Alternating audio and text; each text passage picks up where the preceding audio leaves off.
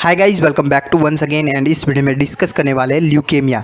तो ल्यूकेमिया है वो खून का कैंसर होता है। तो यहाँ पे देखो, हमारा जो खून है वो दो हिस्सों से बनता है। एक होता है उसका प्लाज्मा भाग जो कि तरल भाग होता है, और दूसरा होता है कोशिकाओं वाला भाग। तो यहाँ पे तीन प्रकार की कोशिकाएं मुख्य रहती है, जिसमें देखे तो रक्त कोशिका, रेड ब्लड सेल्स जो कि यहाँ पे ऑक्सीजन को हमारे शरीर में ट्रांसपोर्ट करने का काम करती है। दूसरी रहती है यहाँ पे प्लेटलेट की कणिका, जो कि हमें जब भी चोट लगती है तब खून को जमाने का काम करती है, वो होती है प्लेटलेट की कणिका। तीसरी यहाँ पे रहती है श्वेत कणिका, व्हाइट ब्लड सेल्स। तो ये हमारे शरीर में जो संक्रमण लगता है, इन्फेक्शन लगता है, उनके सामने लड़ने में हमारे शरीर को मदद करती है। तो यहाँ पे ल्यूकेमिया जो है वो खून का कैंसर होता है। तो इसमें क्या रहता है कि जो सफ़ेद रक्त कोशिका होती है, जो व्हाइट ब्लड सेल्स होती है, उनका असामान्य रूप से बढ़ना, उनकी संख्या है वो यहाँ पे खून में बढ़ जाती है। तो उसको बोलते हैं ल्यूकेमिया कैंसर। ल्यूकेमिया की कंडीशन है वो एक्यूट और क्रोनिक रहती है, जिसमें देखे तो जो एक्यूट की कंडीशन है, एक्यूट ल्यूकेमिया है, उसमें देखे तो अपरिपक्व कोशिकाओं का तेजी से बढ़ना, जहाँ पे जो इमेच्योर सेल्स होती है, जो अपरिपक्व कोशिका होती है, उनको बोलते हैं ब्लास्ट सेल्स। तो यहाँ पे वो असामान्य रूप से बढ़ते हैं, तो उसको बोलते हैं एक्यूट कंडीशन। और ये जो एक्यूट कंडीशन होती है वो फास्ट ग्रोविंग होती है, और ये जो कंडीशन है वो अगर ट्रीट ना किया जाए तो ये क्विकली यहाँ पे तेजी से यहाँ पे ये बिगड़ सकती है। दूसरा रहता है यहाँ पे क्रोनिक ल्यूकेमिया, जो कि स्लो ग्रोविंग होता है, धीरे से बढ़ता है, और यहाँ पे देखें तो ये लंबे समय तक वर्ष होता है, मतलब कि इसको बिगड़ने में ज़्यादा समय लगता है। यहाँ पे देखें तो इसमें भी एबनॉर्मल कोशिकाएं रहती है, और यहाँ पे मैच्योर सेल्स रहती है। जो एक्यूट कंडीशन रहती है उसमें इमेच्योर कोशिकाएं रहती है, अपरिपक्व कोशिकाएं रहती है, जबकि यहाँ पे परिपक्व कोशिकाएं ज़्यादा दर से बढ़ने लगती है। अब बात करते हैं ल्यूकेमिया के प्रकार के बारे में, इसके टाइप्स के बारे में। तो यहाँ पे हमारे शरीर में लिम्फोसाइट और माइलॉइड सेल्स होते हैं। आपको बता दें कि जो भी कोशिकाएं रहती है खून की, जो रेड ब्लड सेल है, व्हाइट ब्लड सेल है, प्लेटलेट की कणिका है, ये सभी यहाँ पे बनती है बोन मैरो। बोन मैरो है वो हड्डी के बीच का एक मुलायम हिस्सा होता है, जहाँ से ये सभी प्रकार की कोशिकाएं बनती है। और ये सभी प्रकार की कोशिकाएं है वो स्टेम सेल से बनती है, एक मूल कोशिका से बनती है। जहाँ पे देखे तो ये जो स्टेम सेल्स है उसमें से लिम्फोइड स्टेम सेल होता है और माइलॉइड स्टेम सेल होता है। जहाँ पे लिम्फोइड स्टेम सेल से लिम्फोसाइट मतलब कि व्हाइट ब्लड सेल बनती है। ओके, जहाँ पे बी लिम्फोसाइट होते हैं, टी लिम्फोसाइट होते हैं, तो ये सभी बनते हैं यहाँ पे लिम्फोब्लास्ट, जो लिम्फोइड स्टेम सेल होते हैं उनसे। दूसरा यहाँ पे रहता है माइलॉइड स्टेम सेल, तो उसमें से जो रक्त कणिकाएँ बनती है, प्लेटलेट की कणिकाएँ बनती है।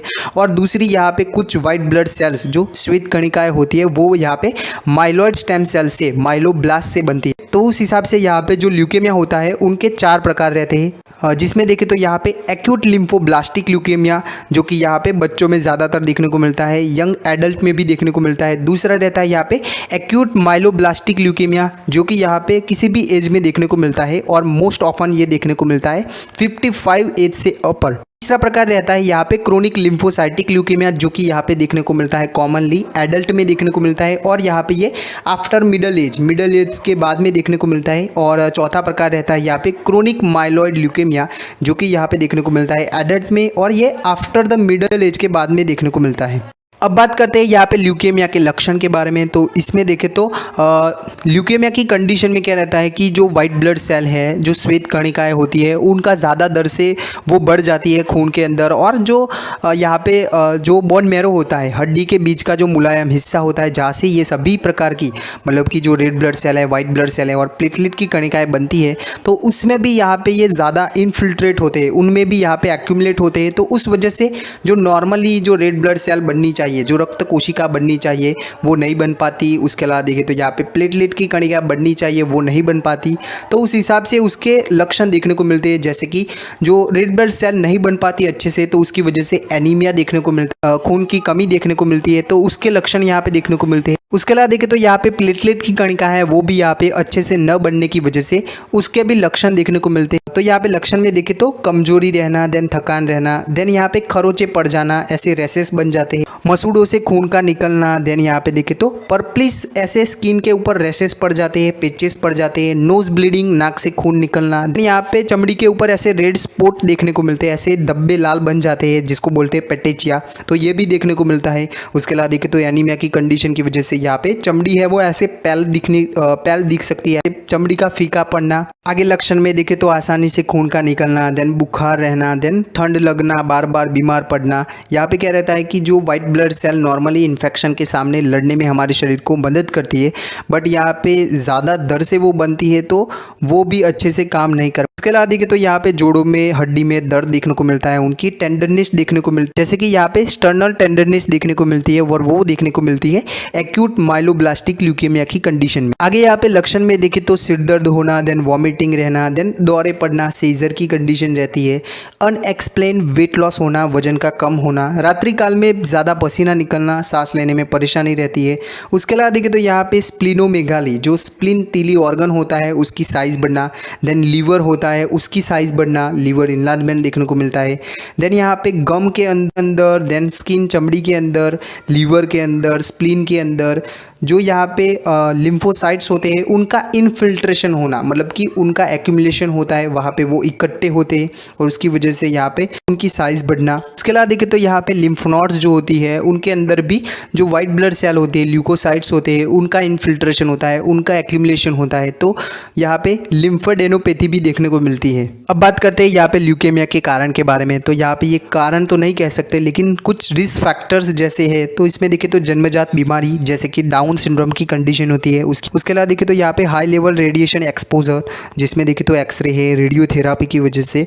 उसके अलावा देखें तो कुछ केमिकल के एक्सपोजर की वजह से, जिसमें देखें तो अल्कलाइजिंग एजेंट है, देन बेंजीन है। उसके अलावा देखें तो कुछ वायरस की वजह से, जैसे कि इप्स्टेन बार वायरस होता है, देन यहाँ पे HTLV1 वायरस होता है, human T lymphocyte leukaemia virus, जो ल्यूकेमिया वायरस होता है तो उसकी वजह से रह सकता है। तो ऐसे कुछ इटियोमोलॉजिकल कॉजेस रह सकते हैं, कुछ रिस्क फैक्टर देखने को मिल सकते हैं। अब बात करते हैं कि ल्यूकेमिया की कंडीशन को कैसे पता करते हैं। तो इसमें देखें तो फिजिकल एग्जामिनेशन, जहाँ पे जो रैसेस बन जाते हैं शरीर के ऊपर, देन पेटिचिया ऐसे रेड स्पॉट बन जाते हैं, उनको देखा जाता है। उसके अलावा देखें तो चमड़ी का फीका पड़ना, देन जो लिम्फ नोड होती है उनकी साइज बढ़ती है तो उसको देखा जाता है, देन लीवर की साइज बढ़ना, स्प्लीन की साइज बढ़ती है तो वो सभी देखा जाता है। आगे यहाँ पे खून की जांच करवा सकते हैं, देन बोन मैरो का टेस्ट करवा सकते हैं, जहाँ पे बोन मैरो का जो सैंपल है उसको लेके उसकी जांच की जाती है। देन स्पाइनल टैब, जहाँ पे देखे तो सेरेब्रोस्पाइनल फ्लूइड होता है, CSF होता है, उसको देखा जाता है।